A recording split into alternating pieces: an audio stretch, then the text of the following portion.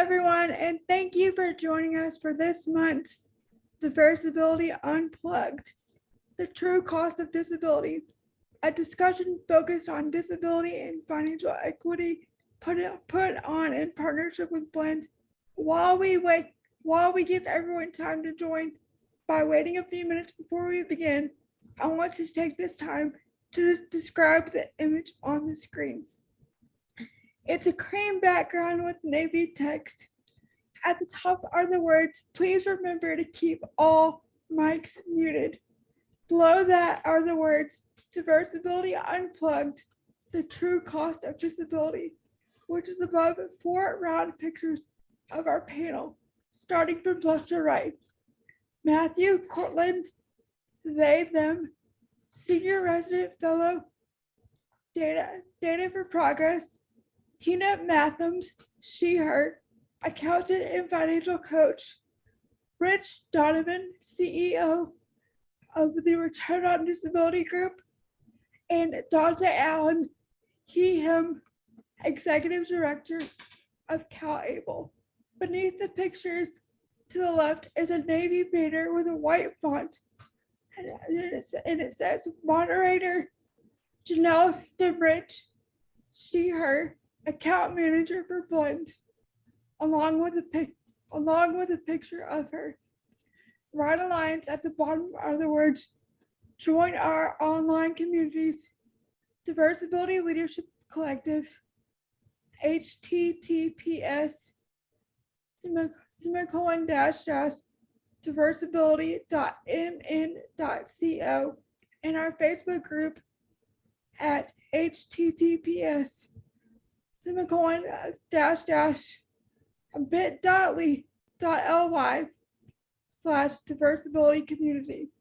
Centered at the bottom are 3 logos, a Navy Diversability, a Blend logo, and an Interpreter Now logo. Now, without further ado, I'm going to pass it to Antonia to talk more about Blend. Thank you, Whitney. Thank you very much. Hi, everyone. My name is Antonia Ford. My pronouns are she, her, hers, and I am a white woman with long brown hair wearing a teal t-shirt, and I have a gold septum ring. I am also the diversity and belonging partner at Blend. Blend is a software company powering the future of banking by facilitating the entire lending experience from beginning to end. We work with hundreds of financial institutions, including Wells Fargo, US Bank, and many others. And our goal is that through our technology, we will be able to make financial services more transparent, accessible, and equitable for all. This is actually our second time sponsoring and co-creating an event together with Diversability. And I just want to say that we value this partnership so much. And we're really, really excited to help build on the conversation that we had last year that centered around the intersections of disability and home ownership, with the conversation that we'll be having today that will zoom out a little bit and take a broader look at the overall impact of disability on personal financial stability. I will share the link to that video in case you want to watch it from last year. But if you're interested in learning more about Blend, please also visit our website, blend.com. I can share that link as well, or connect with myself or my colleague Janelle, who will be moderating today's conversation on LinkedIn. We'd love to continue the discussion with you if you're interested. But without further ado, I will actually pass it off to the one and only Janelle, who will be moderating for us today, my wonderful colleague here at Blend. Thank you everyone so much for being here. And Janelle, go ahead and take it away. Thank you, Antonia. Good evening, everybody, and welcome. Thank you for joining us. My pronouns are she, her. I am an account manager in the client relations department at Blend. I am a Caucasian woman with short brown hair, wearing black glasses and a bluish green top. I was asked to participate in this event and immediately became excited because as a person with ADHD, the diversability goals and missions and concepts are right up my alley. As a committee member of the employee resource group at Blend, called Resilient at Blend. And in conjunction with my support of Blend's goal to make homeownership accessible for all, it seemed like the perfect union to have this opportunity. So for my first introduction, Matthew, are you ready to introduce yourself? Hi there. I hope you can hear me okay. Fantastic. We are just going through a rather intense thunderstorm, so I apologize if you any audio problems. I'm Matthew Cartland. I am a white person sitting in front of a bookcase wearing a shirt that I think is mostly green and white. In my day job, I am a senior fellow at Data for Progress, which is a public opinion research firm, so polling and think tank where I helm our work on disability. In my off hours, and I'm saying this in case I disappear from camera for a couple of moments. In my off hours, I am helping folks in the district try to access COVID antivirals today, which is for some reason hitting whole new barriers that weren't there yesterday. So if I disappear off camera, I'm taking an emergency phone call. Apologies in advance. And I'm thrilled to be with you all. Thank you for coming out virtually to our Zoom on a Thursday night. Thank you, Matthew. And I would like to introduce our next panelist, Tina. Hello, everyone.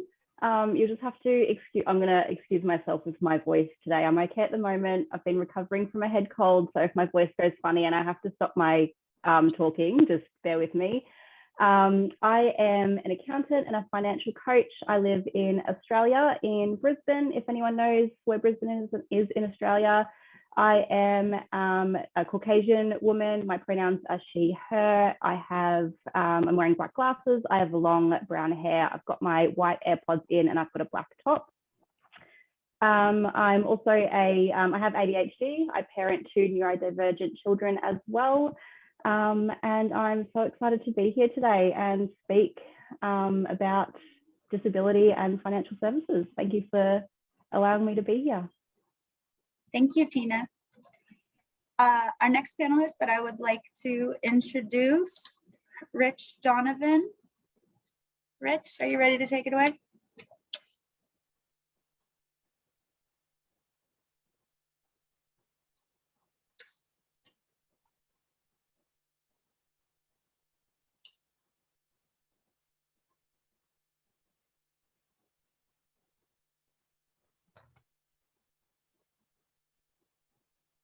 Is Rich muted? I believe, yeah, Rich is muted.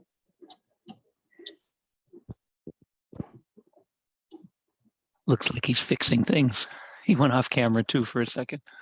Okay, let's switch gears.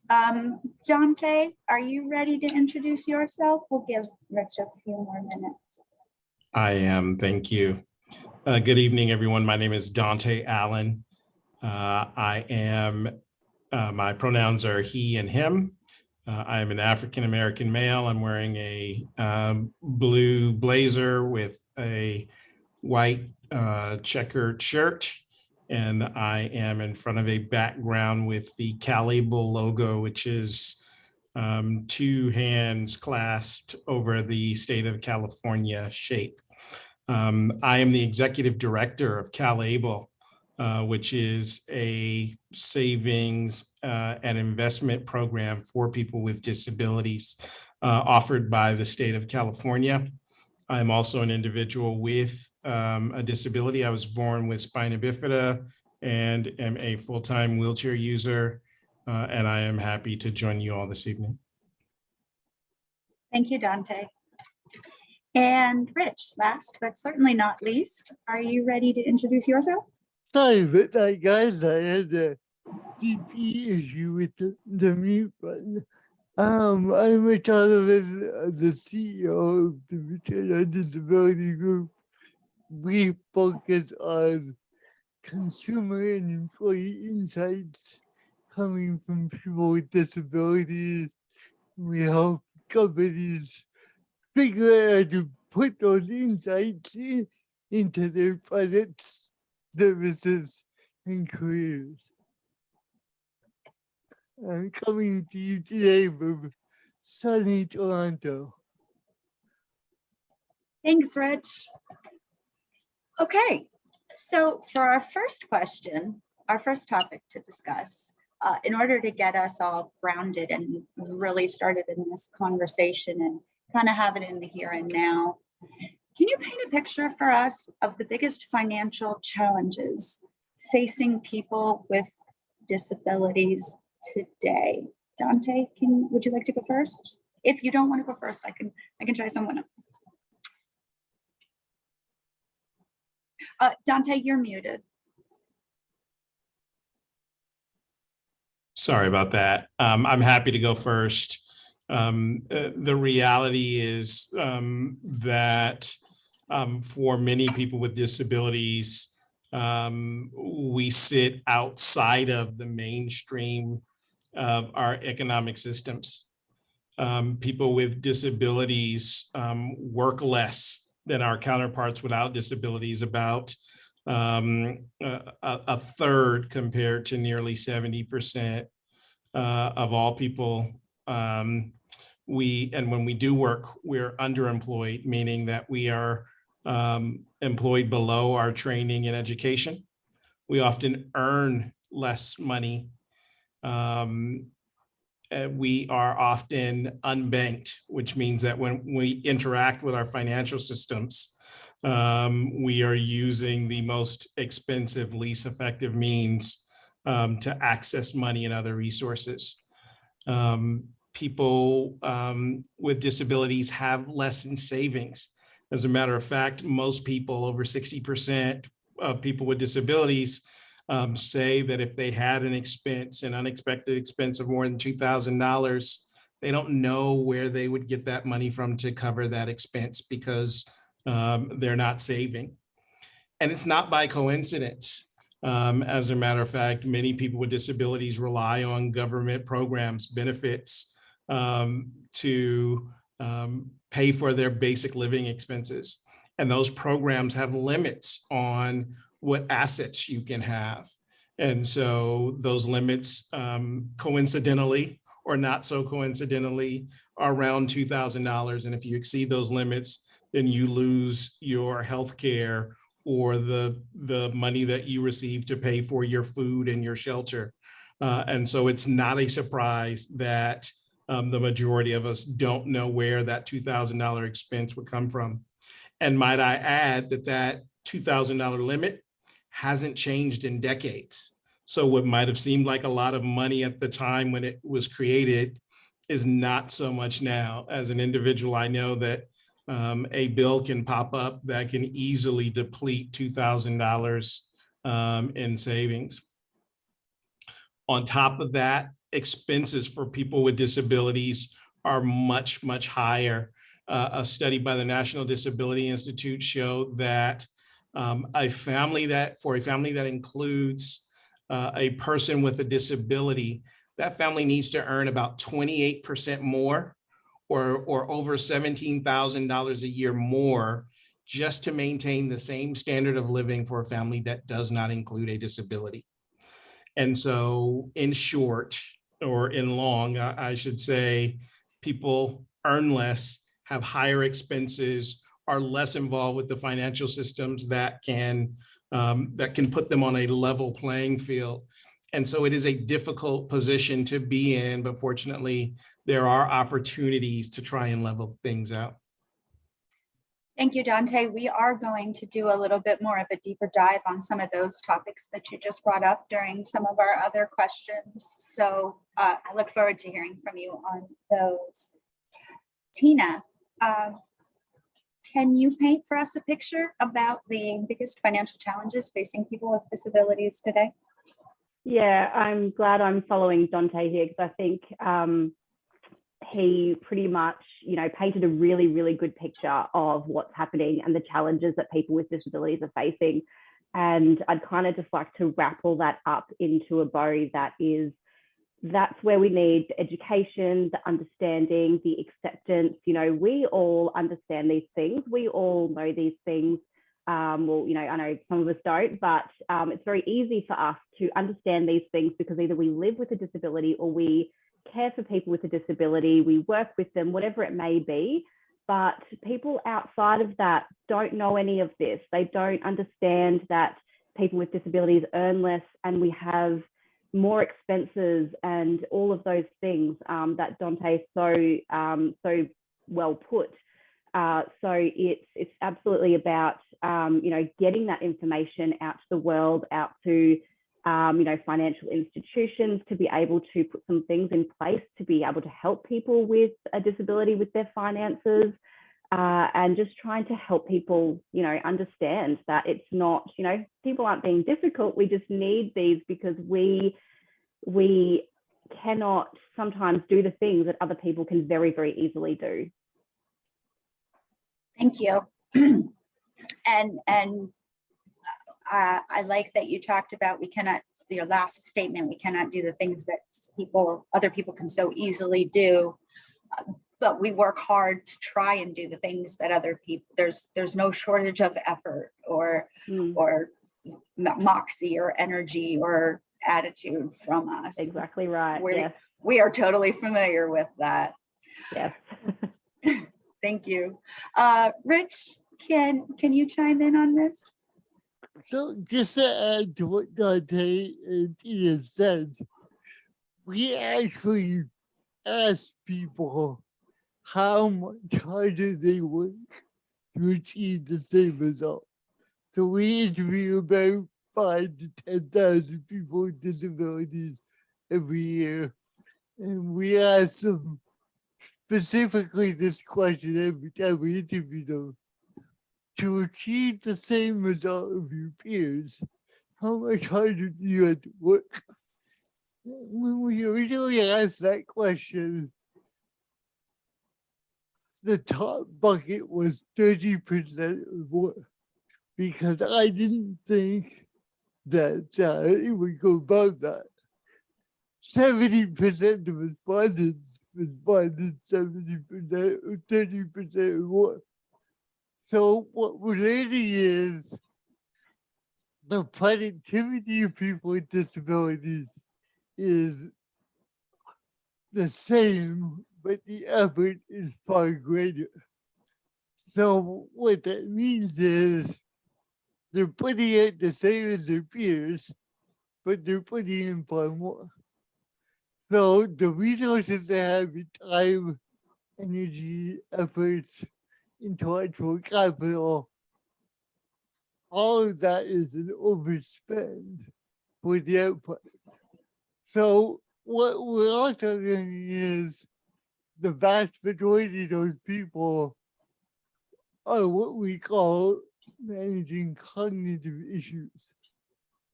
So they don't fit the traditional label of disability. And they're often missed by the typical programs that are out there for disability. But that 30% plus is the driver of what some people call inequality. We see it as a difference of design.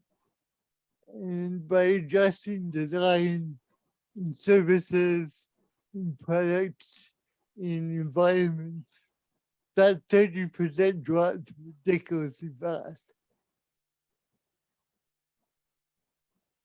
Thank you, Rich. Matthew, I'm going to turn it over to you now. Sure. In addition to the sort of longstanding challenges that people have talked about, in this moment in particular, inflation is everything costs too damn much, and the costs are going up rapidly. And when we ask people about this, that's one of the things that I do in my day job is we poll disabled people about issues that are important to them. They're screaming, stuff costs too much, and the costs are going up far too rapidly. So I think sometimes there are assumptions made that disabled people are, like everyone has been talking about, disconnected from the economy and don't experience the economic impacts. When you listen to coverage of these issues, it's not usually focused on disabled folks. But when I think about these issues, there's this old saying that blank. Yeah. Sorry, I did not want to sneeze into the microphone. God bless you. Thank you. When things are costing more and it's just incredibly difficult to make ends meet right now. And when we see a response to that, it doesn't really center disabled people, which is it's sad because it's really difficult, particularly if you rely on a social assistance or sort of safety net program like SSI or SSDI. SSI right now is $841 a month at max, and that's just not enough to get by on when gas costs somewhere between $4 and $5 a gallon. So it's a very challenging environment, and when the ableds think about us, they don't know that there's a disability tax that we're talking about. And when, just to use one example, I've heard a lot of advice recently. Buy a car that gets really good gas mileage. And when you say, well, what vans that can be converted to so someone who's using a wheelchair can drive that van, like what's going to get 50 miles to the gallon in the van segment, right? And they don't think about that stuff. So inflation is my answer at this moment. Inflation. Okay, thank you. And you also touched on a few topics that we're going to do a deeper dive into a little bit later on. One thing that stands out as a hidden cost of disability is how expensive adaptive equipment can be. Accessibility is often treated as a luxury where disabled people must spend extra money to make life more accessible to them. What are some examples that you've experienced or been told about that come to mind here? Additionally, what do you think is needed in order to change this perception of accessibility as being a luxury? And I think that I think it's important to clarify here that I feel like the medically necessary term comes up a lot when we're in this arena and answering these questions. Tina, would you like to go first and take the first stab at this question? Yeah, sure. It's trying to find a way to explain the thoughts that are in my head. It's, it is often seen, you're exactly right, it is often seen as a luxury because, people with a disability are in a minority, and I'm probably going to talk a lot about education throughout this event, because a lot of the things that I find with the people that I work with and the people that I come across and talk to, it's, the education just isn't there for what these people need, what they need to be able to access things, whether that's things around work or finances or whatever it may be. And again, it's people putting a price on these things that we just need day to day to be able to get through our day and to be able to access things that, again, other people find so very, very easy, that I believe it's just, the education just isn't there, that, they're seeing something that is, that people with a disability might need to access some things as that luxury, thinking, well, other people don't need that. If you need that, then that's something above that, you should have to pay for. You should have to pay a premium price for, because, well, nobody else needs that. But again, it's the education that it's not something that's a luxury to us. It's something that we just need to be able to access services or get through our day at work or whatever it may be. So when I think about that, it's definitely education comes straight to mind. And yeah, I think that's all I have to say on that one. Thank you, Tina. Rich, can we hear from you next? So I started school in grade 1 at the school for children. That was 1981. So I might be the oldest person on the panel, right? So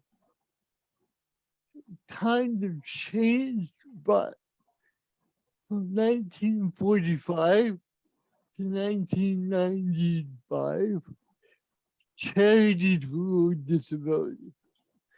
And they painted a picture of disability as destitute, as very difficult to deal with, and something that they did not want society to embrace. And we're still living with that legacy. That's just real. So fast forward to today, I ended up as a trader on Wall Street. I now am a multinational global business. That was not supposed to be possible for somebody who went to a school for crippled children. Most of society has not made that shift. Most of society sees people with disabilities as other, as different, as something to take care of.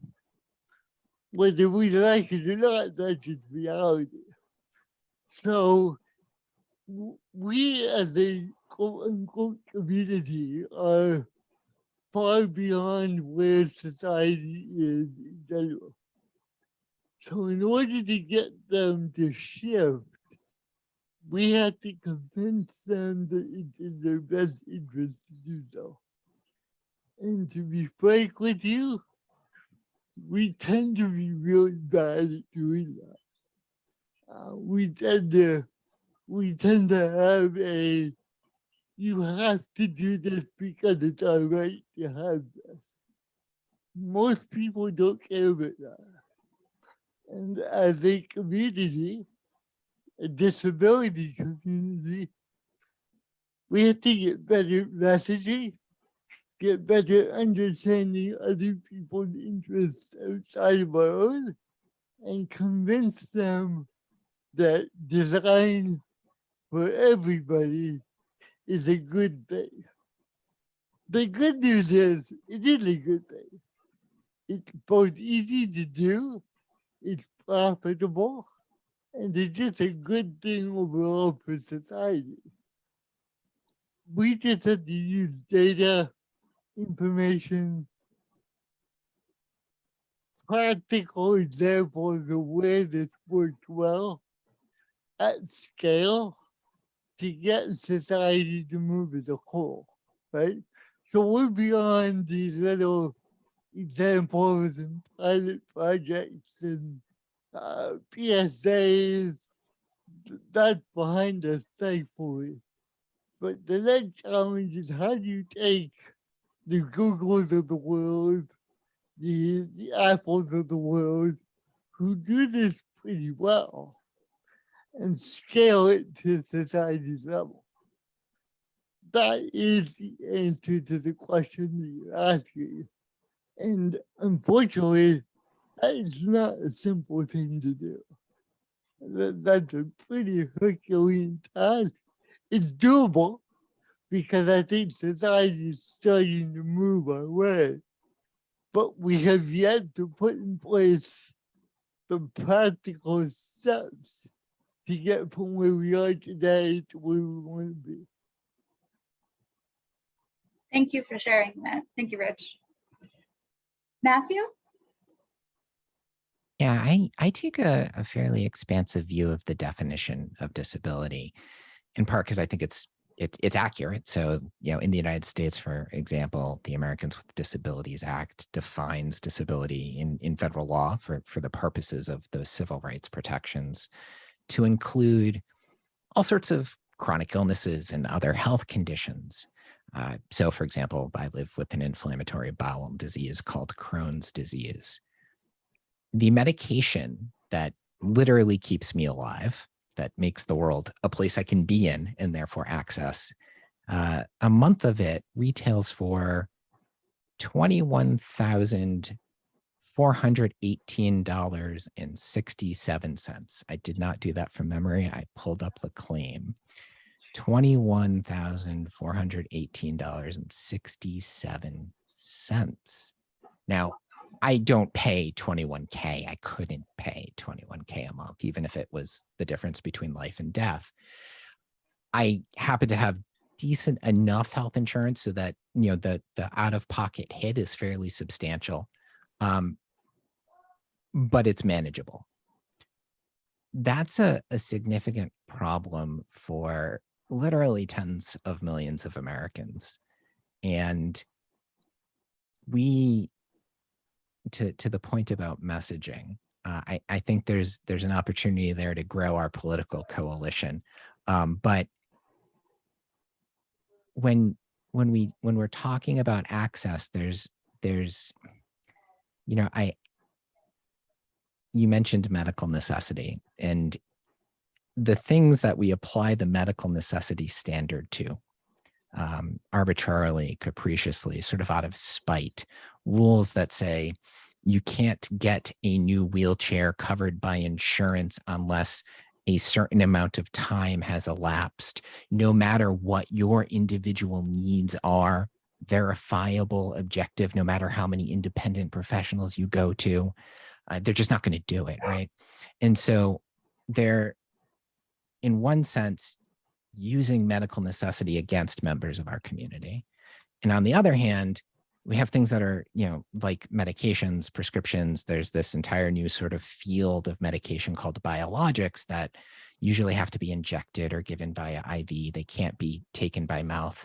They would get destroyed in the stomach, basically, and not absorbed. At the same time, the cost of those is growing really rapidly. One of the biggest delta, the most rapid increase in healthcare is in prescription drugs and these biologics in particular. And they're medically necessary in that, like, without them I die, for example, but getting an insurer to like pay for them is also non-trivial. So this has been a sort of meandering way of saying that I think there are ways. I think I'm experimenting here. This isn't a full, like, I don't have solid data on this yet, but I think there are ways to talk about access needs that, you know, in people, if you're talking to just sort of voters who aren't members of the community and just sort of presenting new information to them, they understand what a wheelchair is. They understand that. They understand what a mobility van is. They do. They can grasp that. And I think there are ways that we can find to talk about those examples and use them to explain the things that they're less familiar with. And I think there is, you know, to Rich's point, there's a lot of messaging work that needs to be done that hasn't been done. By and large, I think because the disability, like, we just don't have the money. We don't have the money that other players have in the disability advocacy space. So, you know, but that gives me hope, because that's a problem that we can address, that we can work on, that we can fix to some extent, or at least we can try. Thank you, Matthew. And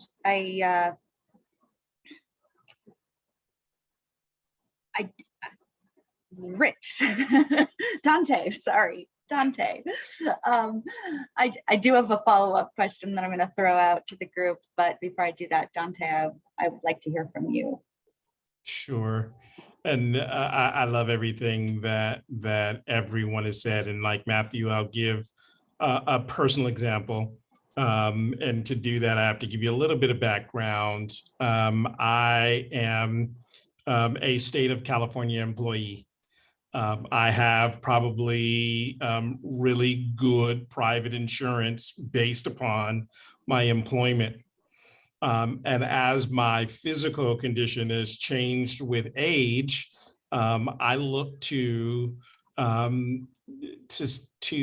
get durable medical equipment, a change to my wheelchair that will still allow me to have physical activity, but but keep me with mobility and give me longevity. Basically, my shoulders are going out like people's shoulders who use wheelchairs all the time go out. And I was trying to get a new item that would help me, that would give me some power to assist me, but not put me in a full-time powered chair. And my great insurance told me, well, actually, we only provide you with equipment that will be useful for you in your home, not things that you would use outside. And I said, well, you do understand that I have private insurance through my employment. And if I can't get to my job, then that's a problem. I won't have insurance anymore. And they said, oh, well, the good news is that if you have government insurance, the government will pay for it. So if you have Medicaid, the government will easily pay for it. But if you have private insurance through the government, you only get what works in your home. And those things make no sense to me whatsoever. And I think the one thing that I wanted to add is what Rich was saying, is understanding that the things that help people with disabilities can be of benefit for everyone. And Janelle, I know before we started today's webinar, you spoke to your Google Assistant. And for anybody who has Siri or Alexa or Google and they talk to those things, those are possible because of solutions that were designed for people with disabilities, to be able to, people who couldn't type so they could talk to their computer and have it respond. And the problem is that the people who needed it the most actually paid the most for it. When software like Dragon Dictate came up, they were almost $1,000 to purchase. And now it comes on every phone, or you can buy an Alexa for $30. So when the masses get it, when the masses can benefit from it, it's at its cheapest. When the folks who needed it the most, it's its most expensive. And so understanding that there is a long-term thing that's a benefit that's going to come to everyone could and should help those people who need it the earliest and the most. I think that in my ideal world, there would be a separate caveat, and we could take that medically necessary concept and we could just toss it aside and get rid of it. We could just destroy it. And we could have what's necessary dictated by what our diagnoses are. And I say diagnoses because I feel I'm a differently abled person as opposed to a disabled person. What do you think would be needed for us to have a system? And I'm definitely kind of narrowing in on the healthcare system here, where a person who's deaf is able to receive a hearing aid, because a hearing aid is necessary for a deaf person. And instead of that hearing aid being described as not medically necessary, it's described as necessary because you're being diagnosed as being deaf. How do we get that entire institution to the point where they say, yeah, that's a good idea? And we did talk about education, and I kind of just asked the same question, and we talked about the messaging. And do we think that our leadership, our government officials, do we think that there's anything in that Washington can do? And I know this is a little bit off script, and perhaps not everybody's ready for this one. Dante, do you think, would you be willing to take a stab at that one? I am, and I think I think the place that I would go to first is in the language that we use that sets the framework for how we look at things. So I'm old enough to come from a school of thought that when someone described a person like me, they might say this person is confined to a wheelchair. And from my perspective, my wheelchair has never been a confining thing. It is the thing that opened up my world to be able to get to other places. And so it would be just like me describing any able-bodied person and say that you're confined to an automobile to get more than a couple of miles, right? That's a confining thing for you. And so this adoption of moving from a model that says that disability means that you have something less than what other people have versus a model that says it's not the person that's disabled, it's the construction of society that creates that disability. Like in your example with the hearing aid, it's really only essential that a person hears because our society is set up that you need to be able to hear to navigate the world, right? There are alarms that go off that if you don't get them, it will mean life and death for you. And so if we can look and say that it's not the individual that is the issue, it's how we've structured our society, and that we can make some changes, not difficult changes, that can make it more equitable for everyone. And so that may be touchy-feely to say that language is a key, but I feel like that's the first step, right? If we can look at things differently, because that language creates a framework which we all address and view our lives from. And I think it also touches on the messaging that Rich spoke of earlier and the education that Tina spoke of earlier also. Matthew, I want to pass it to you for you to respond next, because I could tell by you're watching your reaction, I think you're ready to take this question on, huh? I think Dante answered it really well. In fact, Okay. I sent him a DM just now saying very nicely done. What I might say is that, Dante's point is absolutely right. Like, being deaf doesn't necessarily require a hearing aid. It could just, in order to interact with the hearing world, we provide interpreters to people, right? So there's, I think, Dante, you were talking about what we sometimes shorthand as the social model of disability, where the conditions that disable folks, the barriers that exist, they're really the barriers that exist are put there by society. When it comes to the interface, the disabled folks interacting with diagnoses and the whole sort of medical industrial complex, I get very skittish. In a nutshell, I am literally a lawyer because a health insurance company tried to kill me. I'm not supposed to be a lawyer. I'm supposed to be a developmental psychologist working with kids who survived severe childhood abuse. I got into Columbia. I was doing a graduate program, and my insurance company, who for Diversability's liability reasons shall remain nameless, it refused to cover a medication I needed that my doctor said I needed in order to stay alive. And so I had to go to graduate school in public health in order to understand the healthcare service and delivery system. And then I had to go to law school in order to learn how to sue health insurance companies as a self-preservation survival mechanism. I don't like that medical professionals get to gatekeep, get to decide what disabled people get. I don't like that they get to decide what accommodations we get in the school. I don't like that they get to decide what accommodations we get in the workplace. I don't like that they get to decide what durable medical equipment. Dante, like when Dante was talking, you had to convince like a medical professional as like a first step, right? Like you shouldn't have to do that. It's insulting. You obviously know what you need. You know what you need better than any damn medical professional will know what you need.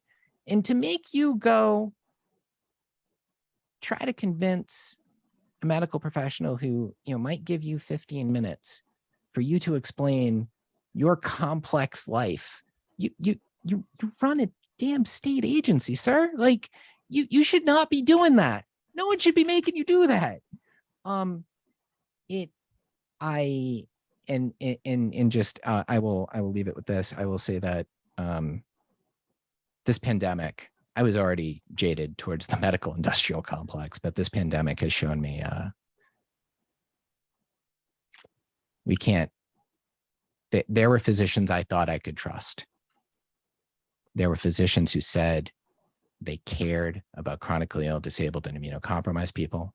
There are physicians who who told me to my face that they particularly cared about disabled people of color, poor disabled folks, trans disabled folks, and then go on television and say we don't need to be wearing masks, right? Like the knife in the back was a thing that happened to me in the beginning of this pandemic a lot. And I don't want any disabled person, because look, I'm a white male presenting lawyer with a healthcare specialty, right? Like if I am having to go battle these systems to get what I need for myself, someone without those privileges and advantages is screwed.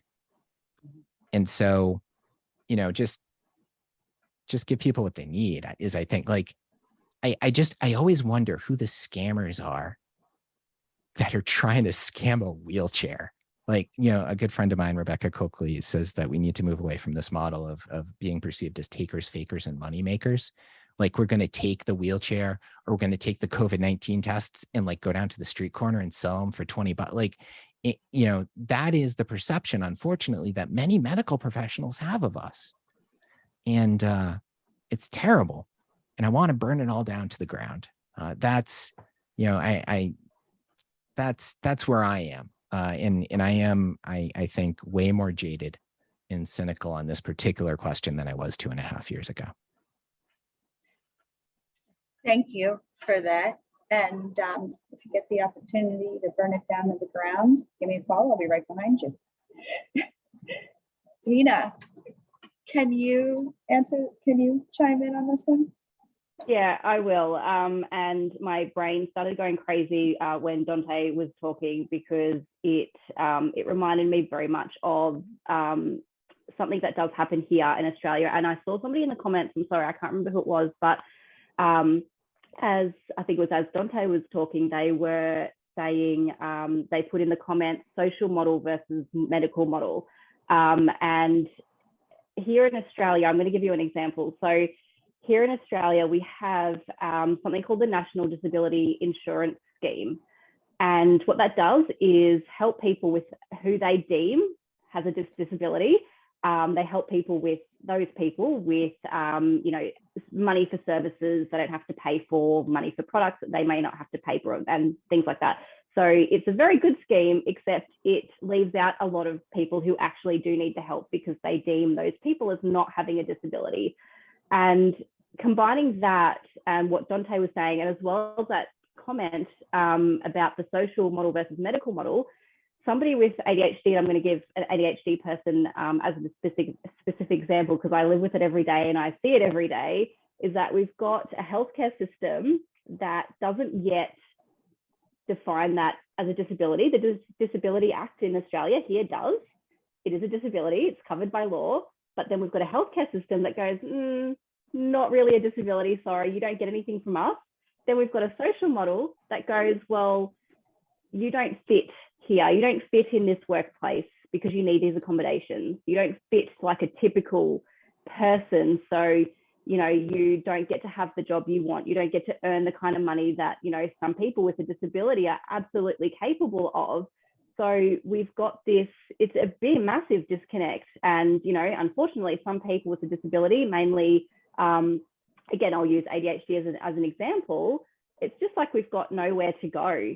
We can't rely on the healthcare system because they don't think we've got a disability. And then the social model says, well, you don't fit here. So it's a huge disconnect. And I think starting with the healthcare system is a really good place to start, and being vocal, just like we are now, just like the world is about, you know, a lot of ADHD, autistic, whatever it may be, the disabilities that you cannot see necessarily, we need to start getting the healthcare system to start acknowledging those.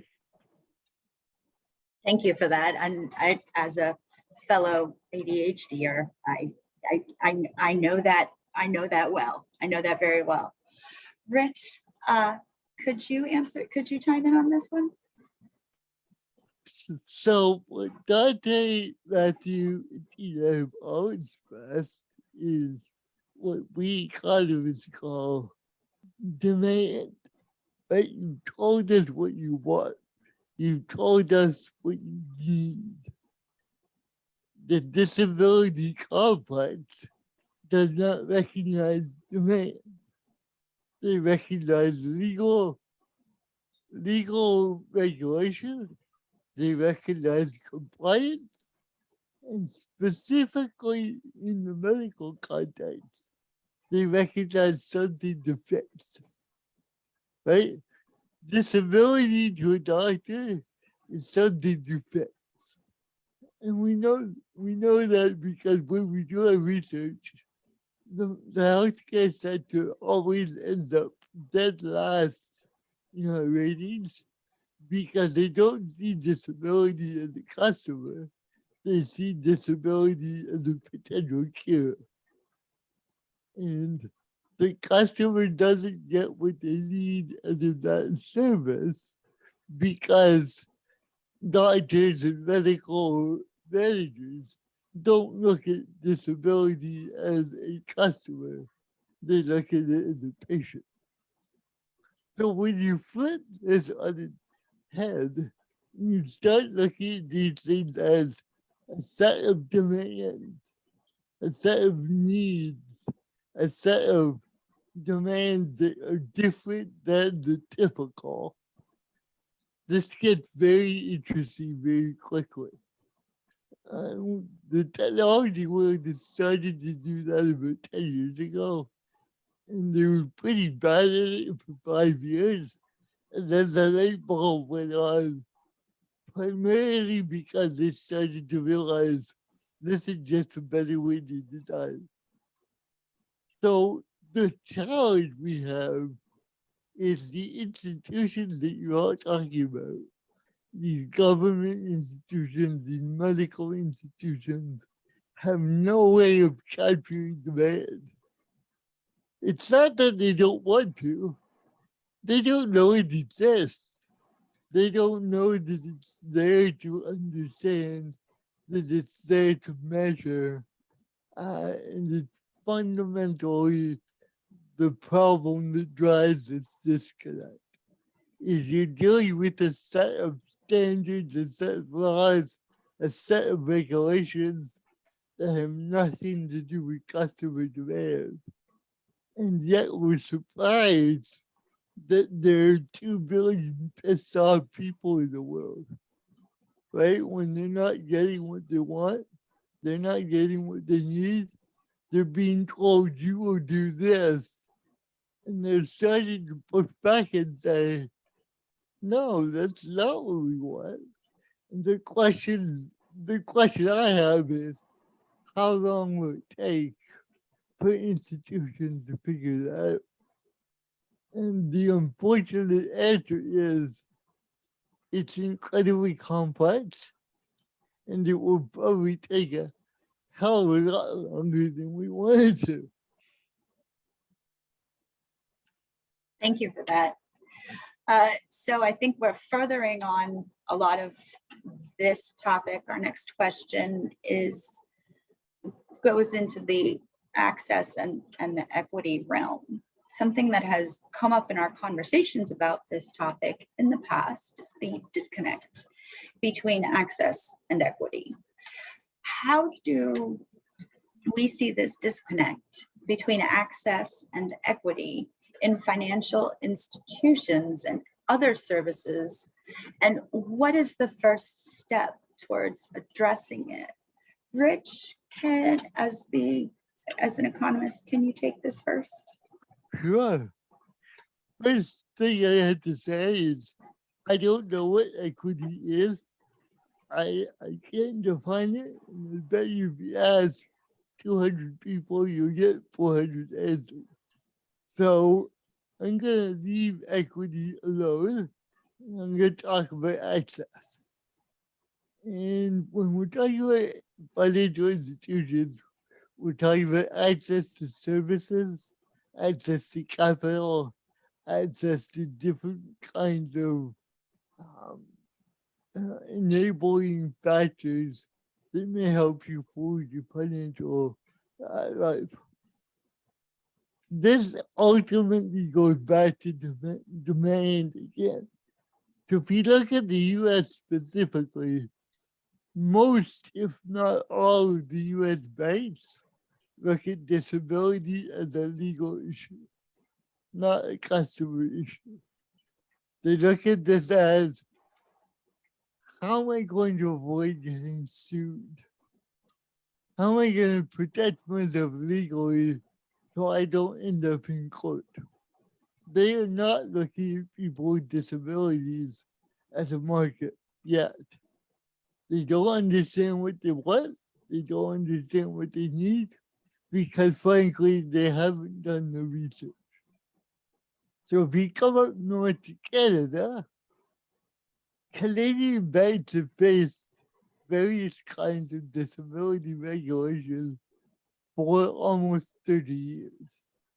In the last 5 years, they've all realized that, wow, hang on a second, these folks actually had demand, they've actually got money, we can actually make a profit here.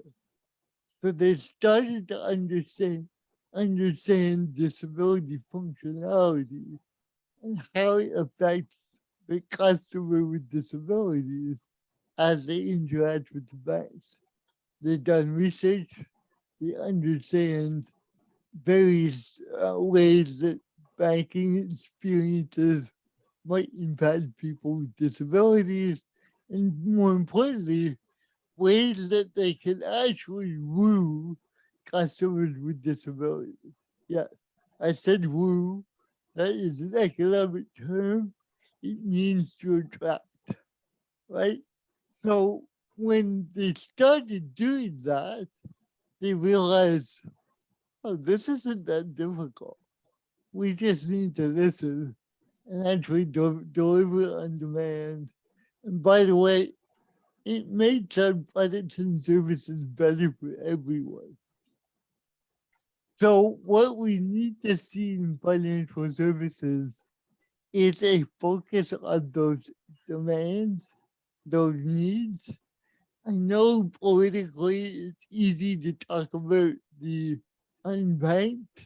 It's easy to talk about those that may not have financial resources, but the reality is most people with disabilities are within those two standard deviations. They fit the typical financial population of the non-disabled, and they are a viable target for banking services. So I would caution my colleagues on saying that this is a financially destitute population. The statistics just don't back that up. Thank you. Dante? Yeah, I am. I think what Rich was just saying was extremely profound. I think where I'll touch upon is slightly different is looking at the impact of accessibility versus inclusion or equity. And the example I'll give, and excuse me if this is being a little too simplistic, but if we looked at the civil rights movement, and just one aspect of the civil rights movement, when folks were doing sit-ins at cafes and diners just to be able to sit at the lunch counter. And they did that enough that laws were eventually passed that said people, no matter what color they are, they can sit at that lunch counter. But what if that law was passed, but along with that law being passed, there was the decision made that, well, even though you can sit there, we are going to make a law that guarantees that you will never be able to afford to buy lunch there. So what difference does it make? And in many respects, and this is not to denigrate the American with Disabilities Act, but in many respects, in the 32 years of the American Disabilities Act, it opened a door, right, for people with disabilities. It said you can get in the building, but it didn't do anything to say that once you get in there, you can access, you have the ability to interact with the services, luxuries, opportunities that may be inside those buildings. And so equity is not just being able to get in the door, but have a purpose once you're inside. It is the opportunity to participate. It's not just showing up. It is having a seat at the table, having the ability to buy that lunch, et cetera. And so I think that we need to look at this from the standpoint of showing up is not the prize. And as people with disabilities, I'm sure that we often all have received some level of applause just for showing up. And the reality is my vision for my impact is much greater than just being in the room. I want to be able to hear my voice heard. I want to be able to have impact in whatever room I enter. And so I think the conversation needs to shift that it's more than a matter of getting in that door. Thank you. Tina? I'm gonna pass it to you. Yeah, I think further to that, it's starting the conversation about what needs to happen once people have that access.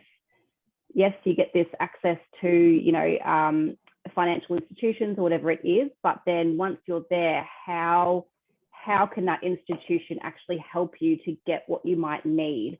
And I have a specific example for this one. I'm going to give you an example here in Australia with our federal tax department filing our taxes.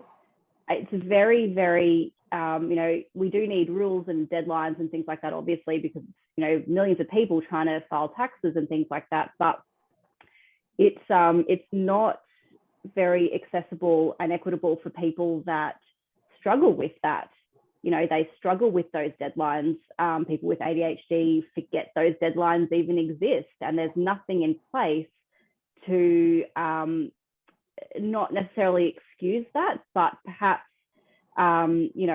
something around, it being equitable for people who may not be able to get to that deadline, who may struggle with the steps to actually go file their taxes or something like that. So I think it's starting the conversation again, just like we're doing now, just, getting onto these government departments, financial institutions, things like that, and starting the conversation, because when the conversation starts and when there's enough people, things do start to change.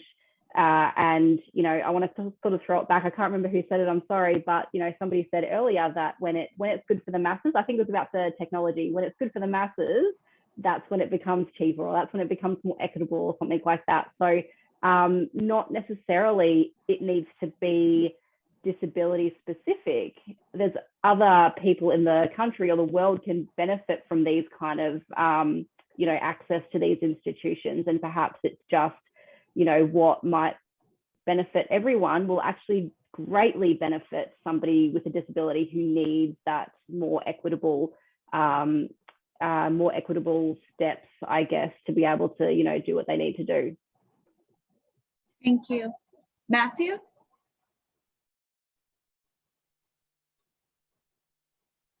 For a while there, I didn't have a bank account because I couldn't have a bank account because I was listed on this database called Check Systems. Someone had stolen my identity, opened a bank account at Bank of America, charged a bunch of stuff, and disappeared. And that was a problem because I needed a credit card in order to buy the Medicaid. Like the at the time, the first pharmacy visit was a couple of grand every year. It's what the deductible was, just massive, and couldn't get it. Could not get a bank account for like 3 years. Bank of America's fraud department, they work at their own pace. And so, you know, what you're driven to do when you can't access a bank account in the modern United States of America can get truly wild and absurd. Truly wild and absurd. And I was fortunate. I had friends who would let me use their bank account, you know, just doing some wild workaround stuff. When I think about what equity means here, particularly for the disability community, for disabled Americans, and we are disproportionately overrepresented in the unbanked and underbanked. Research on that is very clear. I look at the success of programs like the ABLE program, right? Which is, you know, there are important limits there. Have to have acquired or onset of disability before the age of 26. Yeah. I'm not the expert on ABLE here. He's up there. But you know, that I've opened a bunch of accounts as a lawyer when I was in private practice with disabled college students who could have a bank account for the first time in their life because it would not impact their eligibility for home and community-based services that they needed in order to go to college, to get an education, to fight for a job in this sort of ableist hellscape that we all inhabit, right? And so, you know, to the point of it's about showing up and then getting to participate, right? Like that for me, the folks who aren't necessarily inside 2 standard deviations are, if we protect the folks at the bottom, if the system is designed so that they can have a dignified existence, pursuing their hopes and their dreams, if we design that system, it benefits everyone. And that's what I want to see. And, you know, we fight inch by inch. We you know, there was a fight to establish ABLE accounts. They're relatively recent. I don't remember the year off the top of my head. Gonna take yourself off mute. 2014.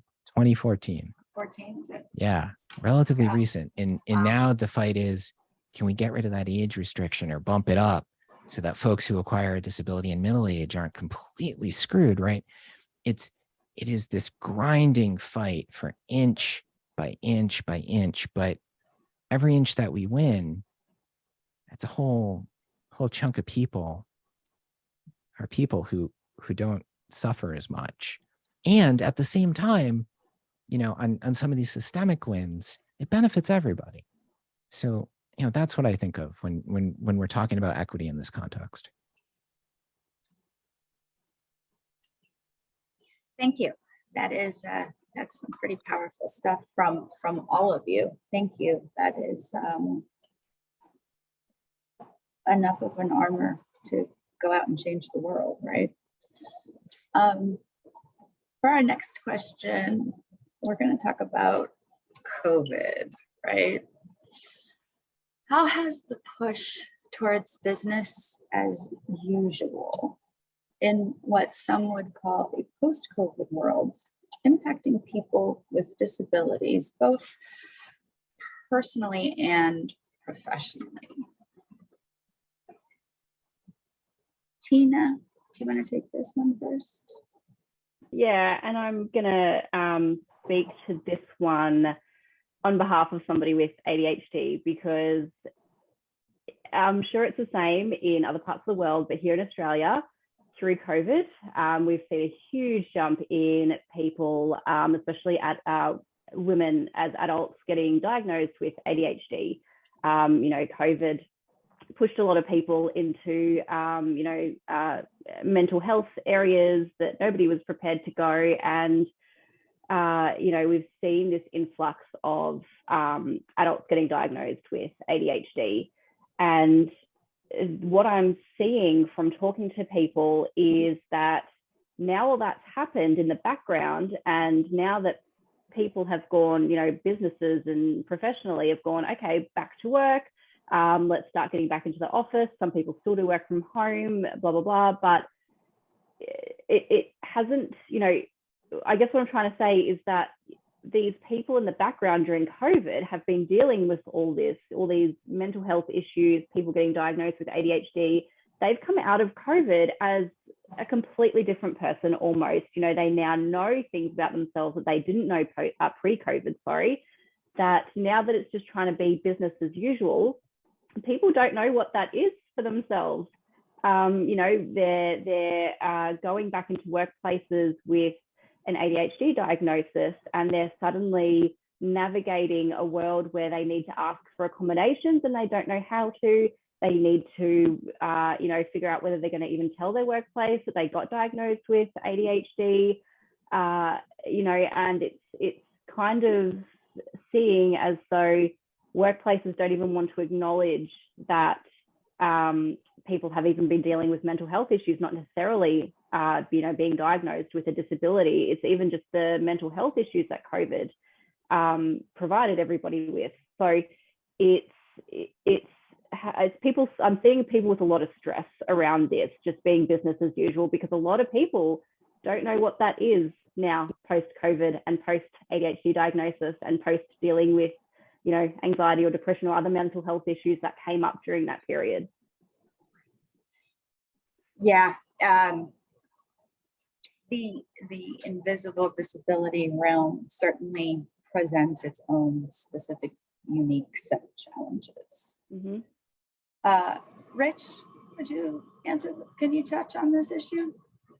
So I got into in this pool as a Canadian and try to avoid the US content as much as I can, simply because I don't understand it and I don't want to put my foot on the landmine too easily here. But I'll give you some observations that we've seen with our corporate clients, our government clients, and in the marketplace itself. So COVID has changed Canada forever. We are never going back to pre-COVID, the pre-COVID world. We had quite a few companies up here that were already going to remote work, and that was becoming pretty normal to do. This has basically sped that process up to the point where both federal governments and state governments are starting to move to that model as well. We've just put in a new federal disability law up here in the last 2 years. So COVID has coincided with that. So the idea of remote work quickly became normal, and it quickly became accepted by people with disabilities. So while we may revert back a little bit, I don't see that going back to what it was before COVID. So remote work now is a viable option in Canada. It's often a preferred option, and it's becoming part of demand. There's that word again, where employees are demanding the option to be part of this, right? We also see that in the US, by the way. I got one client whose team is literally all around the world. They used to all be based in New York City. They're never going back to that, right? They're now going to be remote all around the world. So that's here to stay. That's a good thing.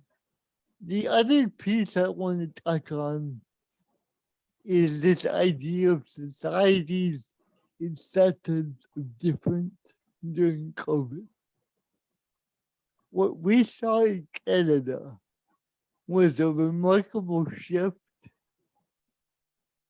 specifically on the disability side, of institutions realizing there's a segment of our population that really struggles to interact with our world.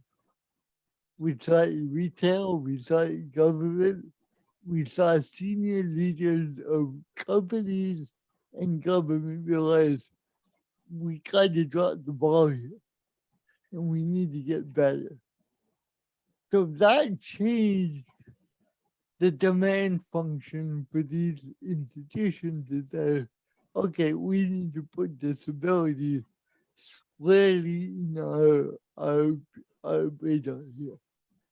So we saw our business grow by about 500% because of COVID. Because companies realized, hey, we didn't realize we had this problem. Help us fix it. I don't know if that's the same in the US. I don't have the on the ground knowledge there, but in Canada, for some people with disabilities, it was net positive.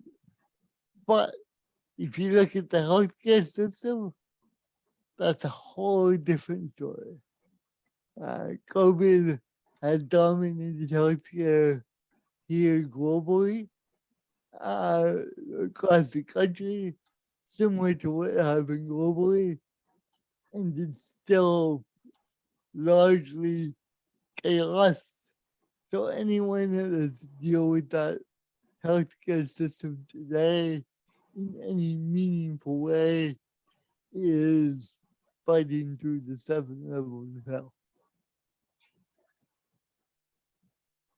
Thank you. Matthew?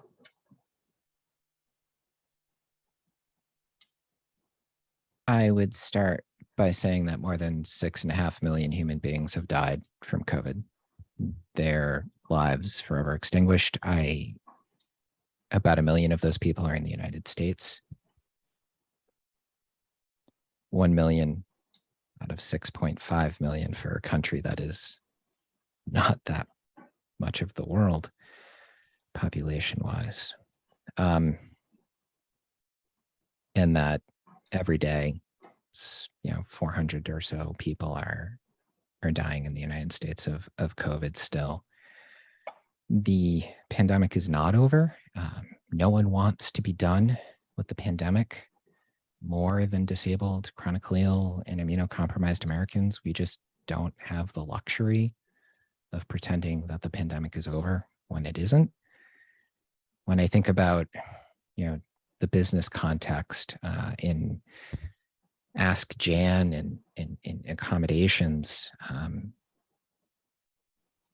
disabled folks were told in this country, in the United States, for decades that the core of this job, your job, the job you want, requires that you have to be in this particular office these particular days. And that turned out to be a lie. We saw entire corporations pivot to work from home in a matter of weeks. And it really does give lie to the notion that that's unreasonable. It's an undue burden. We can't do it for anyone, when in fact, they did it for everyone when it was necessary for their bottom line.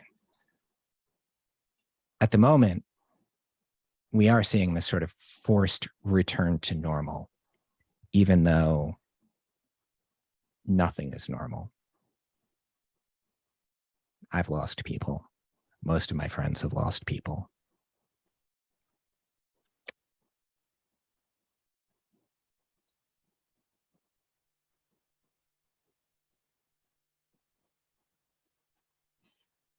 Matthew, you muted yourself. Am I back? Yes, Yep. you are. Sorry about that. Every day I get a text message from a nursing home where a loved one lives because there was no other option. There were no, in the United States, we have a program called PACE, Program of All Inclusive Care for the Elderly, and it's a zip code program. So much like schools are, it's a zip code program. So if you don't live in a wealthy zip code, you're probably not going to find a PACE program serving you. And so loved one is in a nursing home. My grandmother died in that nursing home during the pandemic. And another loved one with Alzheimer's is there. And every day I get a text message with the updated death count, with the staph infections for COVID. And so it feels like we're in this sort of bifurcated, this split reality where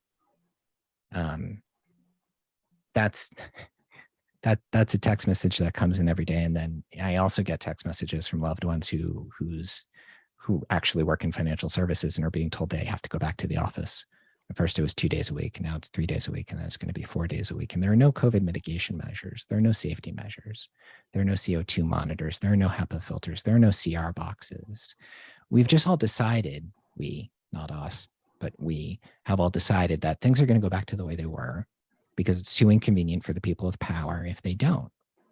And we've seen that at every level. It's not just industry. It's not just the financial services sector. It's not just higher education, although it is, oh my God, is it ever higher education?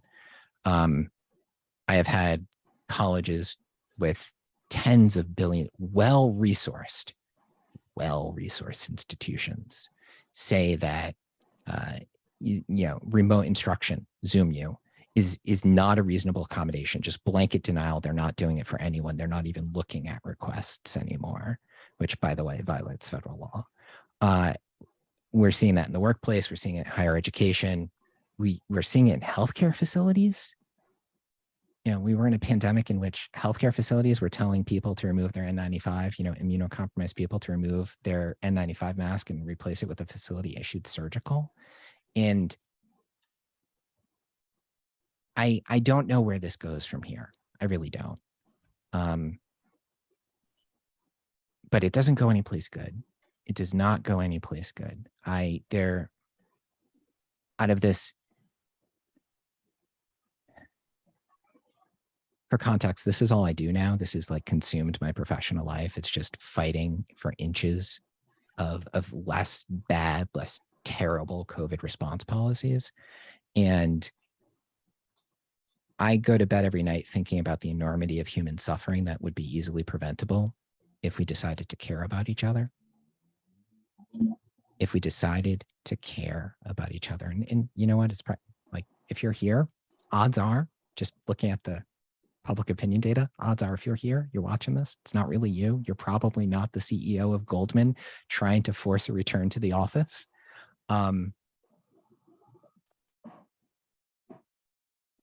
I think that the implications for our community, for disabled folks in this country, like the old world is dead. It is never coming back. The long-term implications are dire. Right? We are watching the implosion of the healthcare service and delivery system. It is, I think people are looking for, one spectacular event that would signal catastrophic failure. That's not how these things work. It's a really complex human system. It degrades and degrades and degrades and degrades. And nurses try to push through and they work harder, and doctors try to push through and they work harder, but there is a limit. People have a breaking point. And as you burn through human capital, you permanently degrade the capability of the healthcare service and delivery system to meet the needs of everyone in this country who is chronically ill. Millions of people who have no choice, if they want to stay alive, but to rely on a healthcare system that we've basically lit on fire. I don't know what the future holds. I really don't. I have been disappointed by leadership at every level in the United States, somewhat abroad, but mostly in the United States. It's what I deal with every day. I have been disappointed by the people around me. I will admit to you, as I've said this before, so I thought there were more of us than there were of them, and it turns out I was wrong. You know, we are seeing children being bullied, medically complex children with trachs being bullied at school for needing a HEPA filter in the classroom, medically complex children on really powerful immune suppressants being bullied for wearing a mask. This country is a much uglier place than I had even thought. And I don't know what the future holds. And I hope, to the extent that I have hope, my hope is now in, you know, sort of next generation vaccines that would be sort of immune, would be sort of variant, would work across variants, so that, you know, our people are not permanently shut out of American public life, so that people can go back to their work in the office when they're required to, so that people can get healthcare, even though right now hospitals are a major transmission site of Omicron. You're really dangerous places if you're trying to avoid COVID, so that our people can go on public transit. I mean, I'll leave it with this. A friend of mine got on an airplane one day, immunocompromised, had to fly to a transplant center, right? Solid organ transplant center. That work is highly regional. There's one place in the world that could have kept this person alive. They had to fly there. And on the flight back, pilot came on the intercom and said, "Good news, you can all take your masks off." That person was 37,000 feet in the air. Ain't no exit door, right? You're locked in. And there was much cheering, and celebrating. And flight attendant came up and said, "You know, you can take your mask off." And like, what do you even say to that? You all are endangering my life. Like, there's the joy and the glee in those people and taking their masks off is something that's going to haunt me for the rest of my life. That was one hell of a video clip. On that uplifting note, sorry, I will shut up. Dante, after you answer the question, we're going to do a lightning round to wrap up, since we are approaching time. But Dante, I do want you to answer that question. Yeah, let me just start by saying what an amazing panel this is, the diversity of perspective and thought and disability, and just very, very impressed. I think that there are some good things that came out of the pandemic. I think on some level, the rest of the world got maybe a snippet of what it's like to be disabled for a short amount of time, what it feels like to have life needs that aren't being met, what it feels like to have the resources that you rely upon sort of disappear upon you. And I guess the hope is that would have created a greater sense of empathy, but it hasn't necessarily. But at the very least, we can all point to something that you should be able to directly relate to because you've probably experienced it. Business as usual is unacceptable because business as usual, as Matthew described, really leads people to believe that there is a scarcity of resources, right? And so someone else getting something means that I am not getting what I need. And that's not necessarily true. But during the COVID pandemic, we saw people pretty quickly going to a Hunger Games mentality of saying, well, that person has a chronic condition, they don't need to live. Or this person has trouble getting from here to there, they don't need to live. And I fit in a whole bunch of those categories. So it disturbed me very quickly to experience that. And so I agree with everyone who said that COVID has changed the world, and hopefully it's never going back. And I think that we have to ensure that, because we have to be able to articulate, you know, how you felt on that particular day that your movie theater wasn't open. That's how I feel when I need to go to the bathroom. You know, really, those are the ways that we have to be able to articulate these things. And I'll leave it there. Thank you. As I mentioned, we're going to do a lightning round to do a quick final question. And while we understand that we're not here to give anyone financial advice, but we can all agree that knowledge sharing is crucial to making forward progress on any issue. Could each of you share something that you did in your own lives that made a positive impact on your financial situation? And I think that each one of you presents definitely a different and interesting twist on this. Tina, I'd like to hear from you first. Sure. Yes, I guess being an accountant and being in the financial space for a very, very long time, over a decade, I think it's about 12 years now. But, you know, I live in a very, I work in a very, very obviously typical environment. You know, every accounting practice I've worked in, all the financial advice that's out there, how to manage your money, all that sort of thing is very, very neurotypical. And what I have learned very quickly since I've been diagnosed with ADHD and also working with people in the ADHD space is that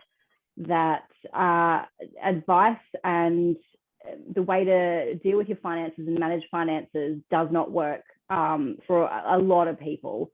So something that I did even before I was diagnosed to help get into a better financial place was just to be honest with myself about what I needed to do to manage my money. As I said, money management is very, very neurotypical. The advice out there is incredibly neurotypical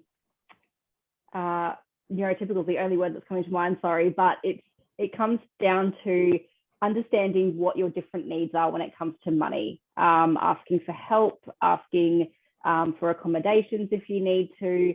But definitely in my own life, that's something that completely changed the way I view money and see money, is just looking at it differently, looking at it from my own perspective, rather than how everyone else thinks that I should be looking at, you know, financial independence or financial stability, whatever you want to call it. And again, like I've been saying throughout this, it comes down to starting the conversation, having that education out there that it's okay to need things done differently for the individual. And I think that's where I'd like to leave that one. Dante? I think very much like Tina said, understanding how money works. And the thing that I had to realize myself is that not everyone who drives a nice car is rich, in the same vein that not everyone who invests is a millionaire, right? And you're more likely to get rich if you invest rather than driving the super nice car. And so expanding that capability. And I realize everyone is different, but I had a conversation today with an individual who said, I've lost $77 over the last 6 months or so, and I want to know what's going on. Is this a scam? I was like, no, the market is shifting, and so people are seeing losses, but it's for the first time that we're having lasting losses in a very long time. And so maybe, and without giving you advice, maybe the worst thing you could do is guarantee your loss by pulling your money out. But understanding that not everybody can afford to be resilient during these times and weather these storms. But if you had a better picture of, yeah, getting out is the one way to guarantee that I'm going to lose money, you know, a better understanding will help you make better decisions. Thank you. Matthew? Yeah, I'm going to share something really hyper specific that I did. I pursued what is called and this is US specific, total and permanent disability discharge of my student loans. You can read more about that at disabilitydischarge.com. It is a program for people who owe federal student loans, so not private student loans. You know, if Discover holds your note, that's a different kettle of fish, but there's something called a total and permanent disability discharge. Total doesn't mean what you think it does, and permanent means 5 years. It's one of those prototypical government programs where it sounds nothing like it is. It sounds like it's much harder to qualify for than it is. There's a process. We've been working with the Biden administration to make that process more user-friendly. And so a couple of different ways to qualify, a few different ways. If you've got a VA disability rating, if you are receiving SSI or SSDI, you might qualify. Or if you have a physician who's willing to fill out some paperwork. They're earning, you need to be not making much money, not be working. But when I graduated from law school, I got extremely sick, the kind of sick where my doctors at the Brigham and Harvard Medical School were having trouble keeping me alive, and paying back the student loans was not on the table. And so a couple $100,000 of debt was forgiven, and it's not a well-known program in our community or really anywhere, and it needs to be better known. And so disabilitydischarge.com. Rich? So for most people, the biggest financial leverage you will have in your lifetime is your career. And there will be many people who tell you because of disability, you can't do something. Do not listen to them. I was told over and over and over again, you can't do this. You can't go to business school. You can't work on Wall Street. You can't be a trader. You can't be an entrepreneur. You can't be successful in this. Over and over and over again. People will tell you that because they're trying to protect you, which is total and utter bullshit. Do it. Don't sit around and think that they're right. It's incredibly hard to do. Nobody's going to give you an easy way out. Nobody's going to give you a hand up. You're going to have to beat them. I wish it wasn't so, but it is. So when people tell you you can't, prove them wrong. Find a way. Rich, I'm not gonna lie, that might be my favorite thing said this evening.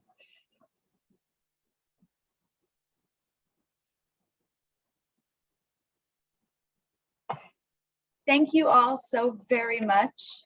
We are at time, so we're going to wrap up at this point. Sorry that we didn't have time for questions and answers. To the panelists who have appeared this evening, thank you so much. This has been a very insightful, profound, and meaningful conversation. Thank you so much. I would also like to thank Diversability for hosting this event. I would like to thank my employer, Glenn, for sponsoring this event. And I would like to thank everyone for the opportunity to moderate this evening. This has been a pleasure. I have enjoyed and learned and expanded my horizons. And thank you, Janelle. You're a great moderator. Thank you, Dan. Thank you. Good evening, everyone, and good night.